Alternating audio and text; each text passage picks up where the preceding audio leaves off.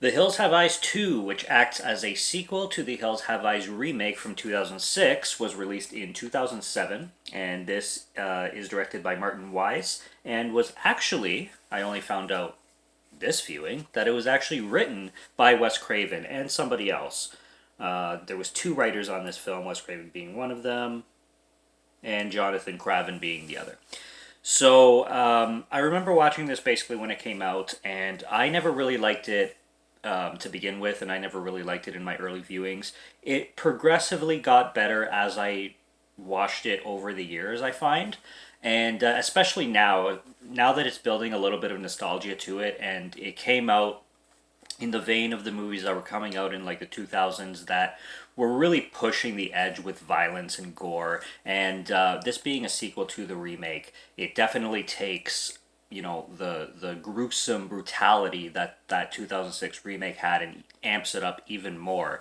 Kind of similar to the Texas Chainsaw Massacre The Beginning did, as being a prequel to the Texas Chainsaw Massacre 2003. It definitely like went there when it came to like disgusting the audience, and this one does that in spades. The plot's fine. I think I never really liked the whole military aspect and jarhead feeling atmosphere when it came to the desert and everything else that The Hills Have Eyes is known for. Like I said, every viewing I've had of this film has always made my enjoyment of the movie better, and this one is absolutely no different. This was my best viewing of this film ever so far, and it came out at a 3.5 out of 5. So it's fine. It's gruesome. It is really really fucking disgusting when it wants to be. We start off with the opening with just this woman's face in agony and misery and pain because she's clearly being, insanely tortured.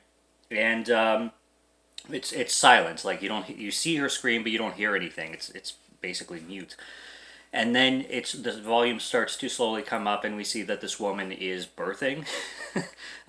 Clearly, she was being captive and held to be, a reproductive person, and it is really, really effective. It's as effective as, again, going back to the Texas Chainsaw Massacre at the beginning, that brutal scene at the beginning of that film that just really leaves you grossed out. This one knows how to do that exactly the same way. So I think there's a lot of films from the 2000s that definitely like to push those limits when it came to like just being underneath an X rating. So basically what we have going on here is we have this military group. They are in this place called Section 6, and they are in search of this guy named Dr. Foster. Dr. Foster was, I think he was doing research on the nuclear testings and everything they were doing in this section of the desert. New Mexico, I'm pretty sure they're still at, so this, like I said, continues straight off of the 2006 remake, and the film turns into this picking off the soldiers one by one situation with the mutants, and obviously the soldiers have absolutely no idea what the mutants. They think they're like legends kind of thing, like urban legends, kind of myths in a sense, until they see them and start being attacked by them.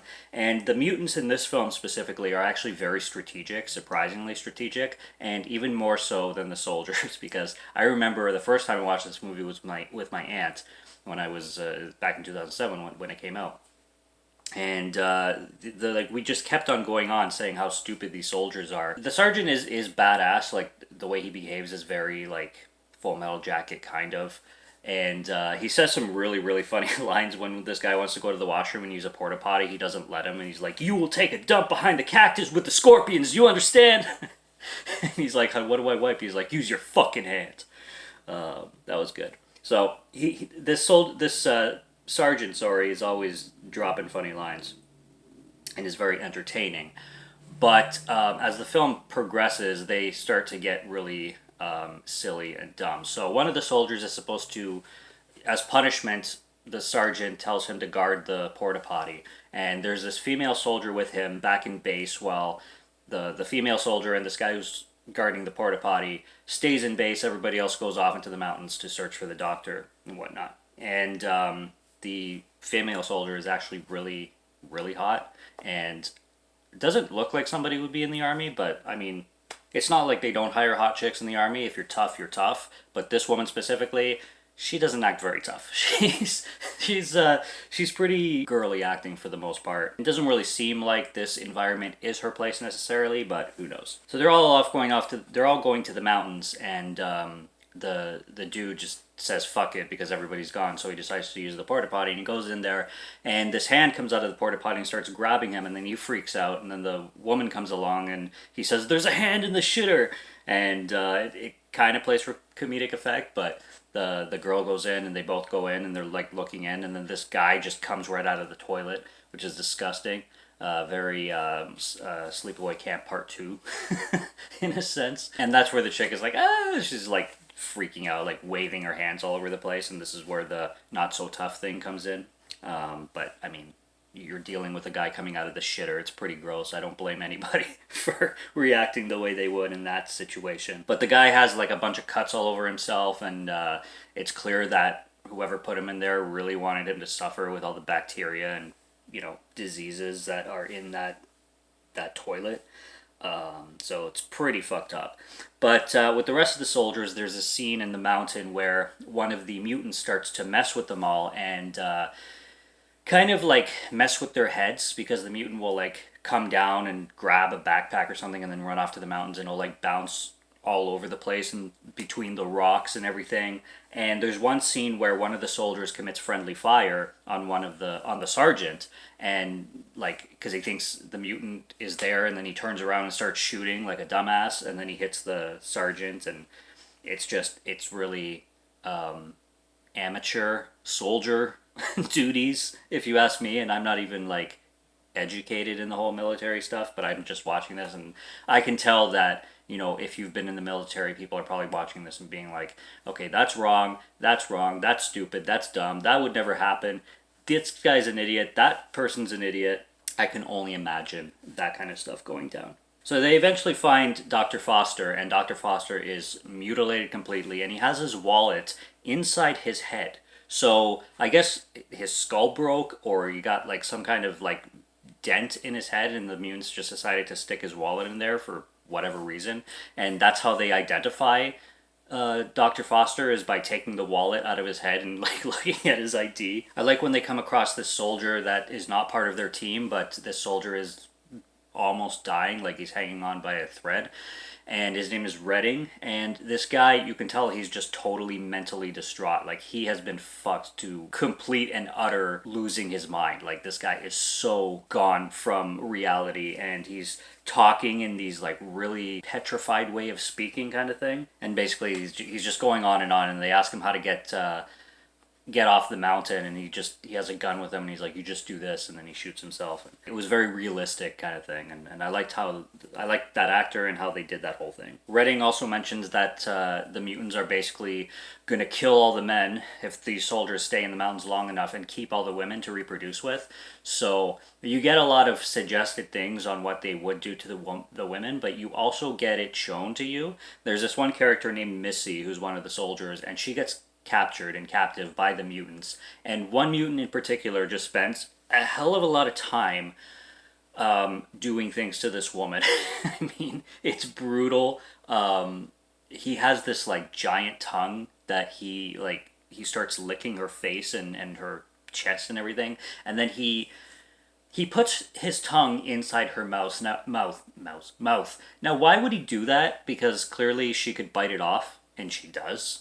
And it's still disgusting seeing this big ass mutant tongue go into Missy's mouth, but clearly Missy is gonna chew that fucking thing right off his face. And she does, so that makes the mutant an idiot as well. But they'll show her getting basically rammed from behind by this mutant, and they show a lot of that. So they're not sensitive, and they're not shy about showing, you know, the big R word on screen involving Missy, and I don't know why they just focus on her getting it. Like she's like the tough chick of the group, but they only made it happen to her. And there's like I said, the pretty blonde looking girl too, but nothing happens to the pretty blonde. It just happens to this Missy chick. Why that decision, I don't know, but it's pretty horrific with the portrayal of that stuff going on screen. So they run into this mutant who tries to help them, and this was weird. I don't know why they introduced like a good mutant. I know they had Ruby and both the remake and the original film, but there's this giant, like friendly giant looking mutant, and he starts to help the soldiers, and he starts to like act like the good guy, and it was fine, but I just don't really know why they added that in there. The third act is basically, I wrote down in my notes, House of Horrors, because they go into these mines and these caves, and there's just like body parts hanging everywhere. There's tools all over the place. It looks like a literal dirty, grimy torture chamber that just looks absolutely horrific, like completely out of your nightmares. It looks worse than what you would see in the Sawyer house or Hewitt house in the Texas Chainsaw Massacre. Like, it looks worse than that, and that's saying something. All the like horrors and horrific shit you see in these mines, like they amp up the gore in this one, and they just make it even more disturbing. Like stuff that almost makes you sick, kind of thing. Like I mentioned with Missy and all that. Like they really, really push it when it comes to that. One of the mutants ends up getting severely massacred. He gets a gunshot to the head, and like it kind of hits him slightly. Like it makes a dent in his and a hole in his skull, but he's still living. I guess because he's so giant and massive. And eventually, one of the women, he's holding one of the women, and she ends up like sticking her thumb or her finger into the wound in his head, and I think that's a throwback from either the first or the second movie from the first Hills Have Eyes by Wes Craven or the second one. I think there's a scene in there that involves a head wound and somebody poking it. Not exactly sure where or how it happened from my memory, but I think it's a callback. But in this one, it is gross, and it's like the climactic kind of situation of taking down this mutant, and then she sticks her fingers right in there, and then he falls down, and then one guy gets a sledgehammer and just takes it to the mutant's balls. They really like butcher this fucking mutant. And good for them, because these mutants are fucked up, so they deserve everything coming. And then the ending of the film, it shows like these title cards saying like all the survivors, all the remaining survivors' families were lied to, and says that the bodies, that the people who died and deceased were never found, or nobody ever knew what happened to them. They kind of went missing in action, kind of thing, which is kind of fucked up. It makes this movie feel like it was based on a true story, even though it wasn't. But it gives you that kind of documentary feel at the very end, I found. I liked how they did that anyway. And I can't help but mention another dumbass soldier moment. One of them finds a bunch of dynamite in the caves, and there's this huge box of dynamite. Like, he's got so much of it. And he packs up the dynamite and he wants to use it. He grabs the whole box and walks away, but fucker doesn't even realize that the box of dynamite has a string that's attached to a detonator, and he's just walking away with the box, and he doesn't even realize that this string is coming along with him, or this wire basically, and he's dragging it, and as the wire extends, the end of the wire, which is attached to the detonator, pulls the detonator, and the detonator falls off the table and lands on the ground, detonating it, so the whole fucking thing blows up, and he kills himself, and he destroys all the dynamite, so he gets rid of that, and essentially causes a collapse of part of the cave. So that was stupid. Again, you're supposed to be a soldier, but yeah, this movie is fun.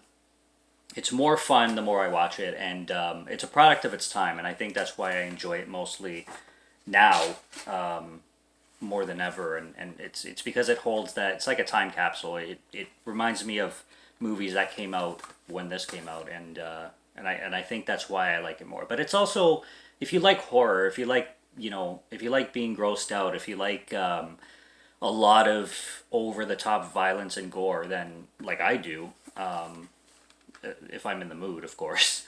Then this one is a good watch. Like it's a mindless one. You turn your brain off. This is nothing to think about. This is something just you throw on to see how much ick you could take, kind of thing. So it's good for that. And there's far worse horror movies, but as a gore hound, I can appreciate it for what it is, and it's just a sequel to the remake. And it's cool that it was written by Wes Craven too, which the remake was not. So that makes it a little bit more interesting as well. But that's all I got for the Hills Have Eyes 2 remake, and that's all the Hills Have Eyes now. So series review complete. Subscribe to Morgan Film Fan if you'd like to listen to my voice or if you like my film reviews. I will be back with more soon, so stay tuned for those. Check out what's on the channel already. Stay tuned for what's coming. Until next review, have a good one. Take care and cheers.